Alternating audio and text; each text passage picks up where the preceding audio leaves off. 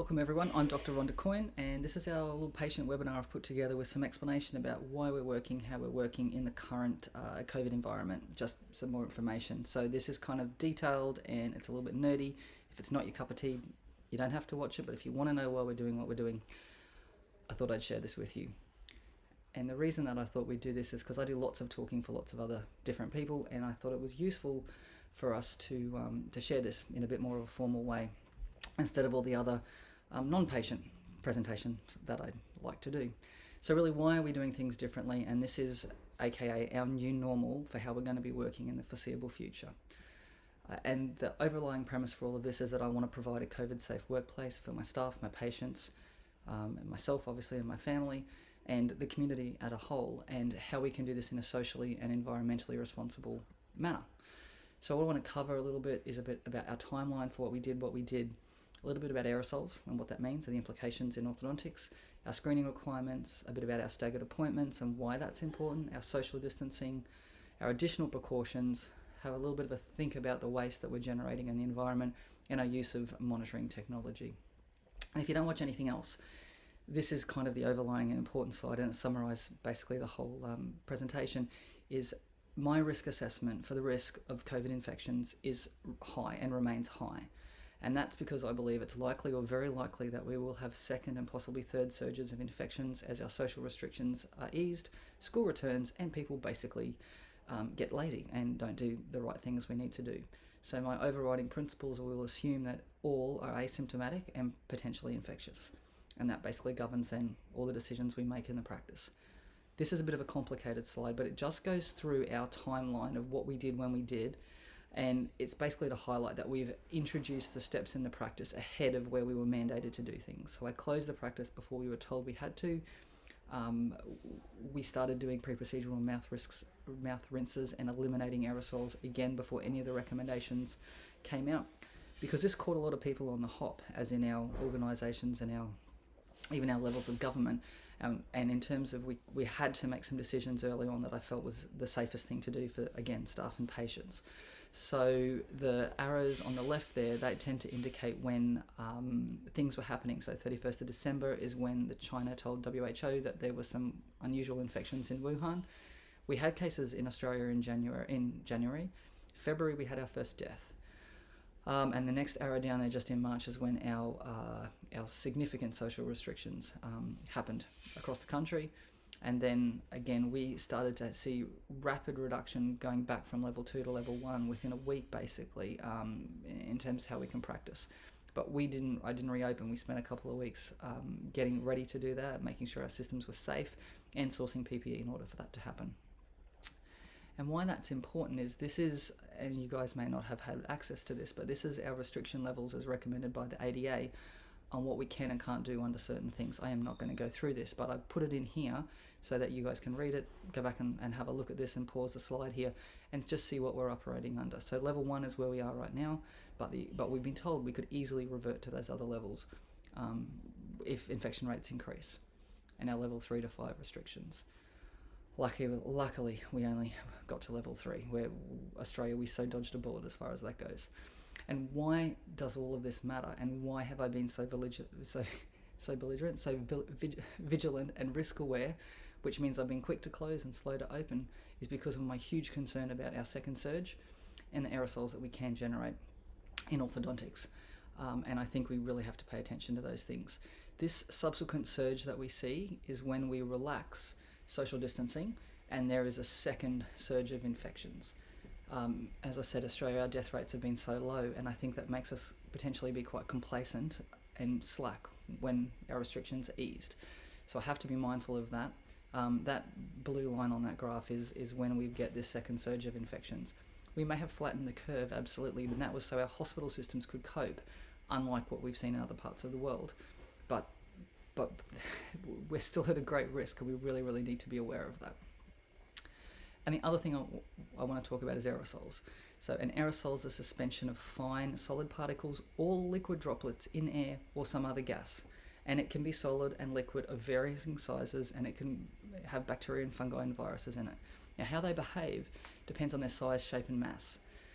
Very large particles have like a bullet, like a ballistic trajectory, and they land on the surfaces where they're generated. But smaller particles can stay around and they can enter the lungs and even the deeper part of the lungs and the upper respiratory tract. And effectively anything that we pick up with a handpiece and a triplex and the stuff that we use in dentistry and orthodontics in taking braces on and off generates an aerosol. So we talk about aerosol generating procedures, and I'll abbreviate those to AGPs. They're defined as any procedure that results in the production of airborne particles, which are called aerosols. And we have to decide and be aware of what actually is an aerosol generating procedure in orthodontic practice, and that's a list of them there. This is from the British Orthodontic Society because they've been quite good in making some decisions, because we didn't have a lot of guidance in the early days of what did or did not generate an aerosol, and therefore the risk involved with that. And now why that makes a difference is COVID-19 transmission is very, very relevant in dentistry.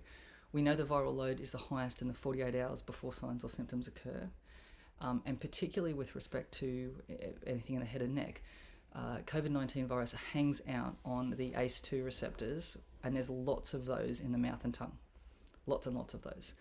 And because of that, anything that we do in there, even just speaking, generates an aerosol, and the virus, and there's stuff in those things when we're talking. So our risk of infection comes from direct airborne infection, but it also comes from indirect spread via contact with contaminated surfaces. So restricting AGPs, aerosol generating procedures, it's an important control measure in COVID-19 transmission. And that's because if we generate the aerosol, we have to give them time to sit, and then we'll have things to do. So our screening measures that include in the practice now. So I want you to send me some photos, either via dental monitoring, or you need to email them in before we make an appointment, and that's so we can triage those appointments appropriately. We will then pre-screen you 24 hours before the appointment to check that you have no risk factors. We will screen you again with the same questions on site when you do a 10-year appointment, and we'll also do a temperature check. We'll also follow up 48 hours later to ensure that you have had no signs or symptoms, because if you're asymptomatic when you came in, and your viral load actually was potentially the highest there if you subsequently to show signs or symptoms. And we're limiting access to the practice, so only one adult to accompany a minor, only absolutely when necessary. As the staff, we check ourselves our temperatures twice a day, morning and again at lunchtime, so that we know that we're not putting anyone else also at risk with that. Other measures that we have at the practice: you need to bring your own sunglasses for safety glasses, because that's a much safer thing to do. We're watching you and limiting what anyone touches in the practice. We're using a pre-procedural mouth rinse to decrease the viral load in the mouth. You have to have hand hygiene, so when you're entering and leaving the premises. And we want you to email and text versus ringing us, because actually telephones in a workplace, in an office, actually are really difficult to clean, and also just place everyone at greater risk. So there's some of the things we're doing. Our staggering appointments, and that helps us maintain social distancing. It also allows time for air settle to happen after aerosol generated procedures, and I'll get onto that in just a second. It allows us the time required to complete 2 cycles of surface cleaning between patients. It allows for our additional time to doff and don our protective equipment. It means that we can minimise the surfaces that we have to clean, because all of that takes a lot longer. It also means we can reduce staff contact during treatments, and we also then will limit our appointment length. So if you're late for an appointment, that really limits what we can do, because we must have you out of the building at the appropriate time in order to allow for all that turnaround time and to maintain social distancing between appointments. So that air settle time, and that is after an aerosol generating procedure, it's the amount of time needed to allow infectious airborne particles to be removed from the air. And we have to do that before surface cleaning can occur. Now, recommended time is somewhere between 30 and 120 minutes, so up to 2 hours, and that depends on the air changes per hour.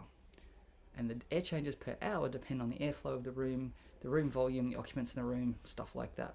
So we have one room that's dedicated as an aerosol generating procedure room, and so we can calculate the air settle time for that room, which is actually 23 minutes, but we've rounded that up to 30 minutes. So once you've had your braces off, we all have to walk out of that room and leave it alone with the door closed for 30 minutes to allow those things to settle, and then from that, then we can go in and clean after that.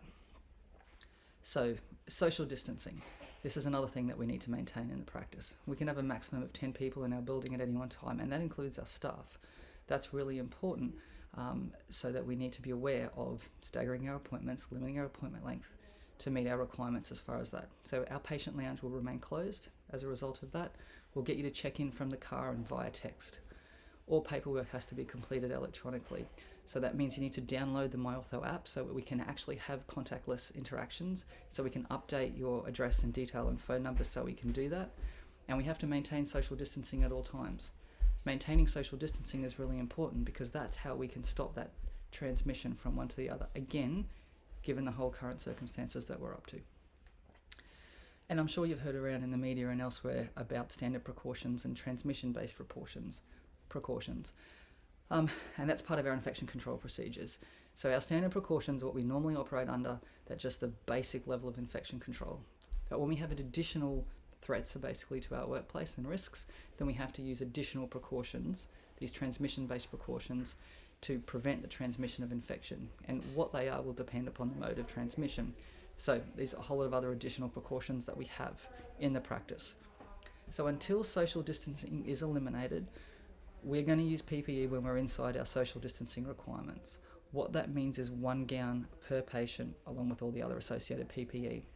So in the olden days, we might have just worn a clinical coat over our work clothes for the duration of a session, so a morning session or an afternoon session. That can no longer apply now. It's 1 gown per patient. We are limiting our entry and exit to clinical areas. Our uniforms and our shoes all stay at work, they don't go home. That's for the safety of everyone else. Now, our procedures before their appointment can be made have to be designated as an aerosol generating procedure or not an aerosol generating procedure, because they have to be booked into the appropriate rooms. Our PPE is entirely different for either procedure. Wherever possible, we want to limit our aerosol generating procedures.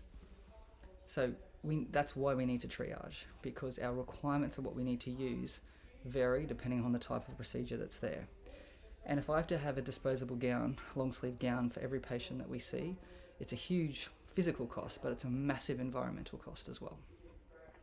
So our process beforehand, just to have some idea of the steps that we have to take just before we can see you, is that the appointment inside the room will be set up beforehand. We have to don all our PPE. Patient has to be screened and escorted to the room. Then they have to do their pre-procedural mouth rinse. We'll then do the procedure, but we have a scout there that is going to get anything else that we need during the room, and we're going to limit the number of people in the room. So often just me if it's just a regular adjustment. During the course of that, we can't suddenly decide to switch from a non-aerosol generating procedure to an aerosol generating procedure, because that is not in the appropriate room, that we do not have the appropriate PPE on for that. So we have to note the start and finish times of our aerosol generating procedures, because we have to have air settle time and then cleaning time after that. The patient then is escorted from the room, and then when at the end of the aerosol generating procedure, the patient then leaves the room, and we close the door and we remove our PPE. Doors closed, we have to wait 30 minutes for those aerosols to settle. Then we can return to the room in new PPE and do our 2-stage cleaning process. Then you have to wait 10 minutes for the surface contact of our procedure before we can even think about setting up for the next patient. So it's complicated, and it requires a lot of stuff. And which brings me on to talking about the environment. We are generating, as a world at the moment, a huge amount of waste. We can't source lots of our disposable PPE that we need to. So as a result of that, I'm using single-use gowns that are laundered as per requirements versus just completely disposable stuff, which is a huge environmental cost. And as a result of all of those things, we need to minimise our in-practice visits as much as possible to be socially and environmentally responsible, aside from all the risk of transmission and the rest of it. As well as that, we're thinking about the types of appliances that we're going to use, and we really want to avoid procedures that will necessitate an aerosol now and in the future. Because if we go back to level 2 or level 3, or we have another similar sort of infection, and we're operating under these same restrictions, we don't want aerosols. We want to do stuff that doesn't involve aerosols. So that means we're going to use aligners more so than braces. I'm going to delay and avoid placement of attachments if you've got aligners on, and we're going to use removable retainers wherever we possibly can. All of these things to eliminate aerosols. What that means for my branch practice is that while social distancing is required, then in the short term I will not be attending the branch practices. Our PPE requirements are such that it's just not possible to do that. In the long term, possibly we'll be there, we can attend branch, but with non-aerosol generating procedures only. And again, that's why I need you to send me your photos in beforehand so we can triage them and book the appropriate appointments that we need to do. And we're going to be using technology even more than I do now. That means as a patient you need to have downloaded the Ortho app, because that now enables us to check your medical histories, do your questionnaires, complete all of that stuff in a contactless fashion, which is what we need to.